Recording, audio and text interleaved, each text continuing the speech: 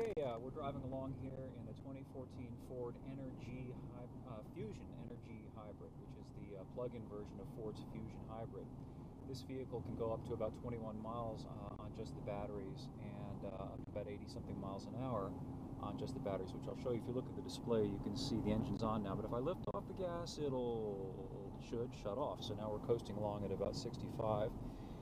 It takes me about 15 miles to get to the top of Bent Mountain up here. And I'm going to show you something. I can't make it here entirely on the batteries, but I can get close. Once I get to the top of the mountain, I can let off the gas, because now we're going to go down this 9% grade for several miles, and the batteries will recharge as I go down the mountain just from the inertia of the car traveling down the hill.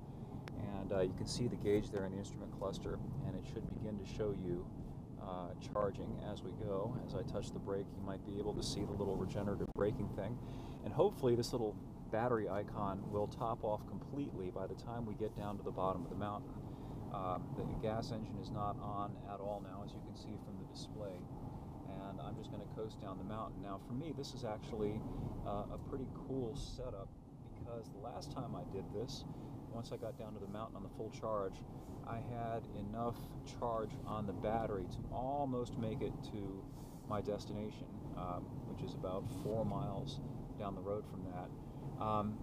This thing is a lot quicker and a lot faster than the Prius plug-in. This thing can get to 60 in just under 8 seconds. The Prius takes over 10. It's a real dog in comparison. This has almost 200 horsepower from its combination battery pack, which is lithium ion, and 2-liter gas engine. The Prius plug-in has about 134. Now, the downside to that is that the gas mileage that this thing will give you if you're using the gas engine is nowhere near as good as what you'd get in the Prius. I averaged about 37.8, give or take, never quite 40 miles per gallon driving this thing in the course of my normal everyday A to B getting around. The Prius always got at least mid-40s, no matter how I drove it, even if I really drove the thing hard and on purpose tried to get it to use as much gas as possible. So in everyday driving, you get a lot more mileage out of the Prius plug-in than you would get out of this car. So from a practical point of view, the plug-in Prius is the better choice. It's also a lot less expensive. Toyota dropped the price on it by about $2,000 for 2014. So the current model starts at around $29,900, whereas this thing is almost $38,000 to start. And if you get the titanium, which this one is, and it's got leather seats and heated seats and really nice stereo, GPS, and all of that stuff, will cost you over $40,000, which is a lot of money to pay for a Fusion. And it's a nice car. The Fusion is a nice car, but still $40,000 for a Fusion, that's a lot of money.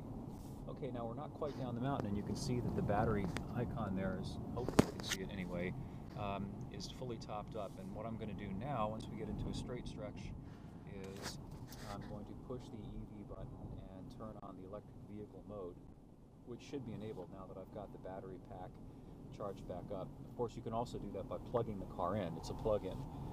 There's a cord that comes with the vehicle, and there's a plug in the left front driver's side fender, and it goes into either a standard 120-volt 3-prong household outlet, or if you get your house wired up for it, you can get a 240-volt fast charger, like a washer or dryer outlet, and that will cut the charge time down from about 7 hours on the 120 volts to between 2 and 3 on the 240. Okay, now we're leveling out here.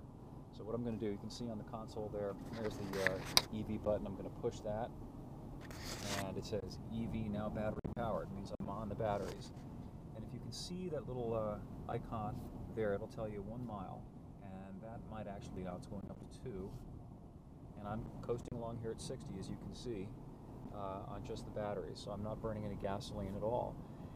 So theoretically, if you could orient your commute such that you could take advantage of the regenerative braking, and if you were able to not exceed the 20 miles range on the batteries, which realistically is about 10 if you're driving on higher speed roads, meaning anything up above 50 miles an hour like I do, this thing could save you a lot of money. The catch is it could. You really have to closely evaluate your particular commute, your particular routine drive, and see whether it's such that you could really take advantage of the layout of this vehicle. And if you can, then you get a vehicle that's considerably sexier to look at compared to, say, a plug-in Prius. A lot more energetic, forgive me for using that word, to drive. It's peppy, it's quick.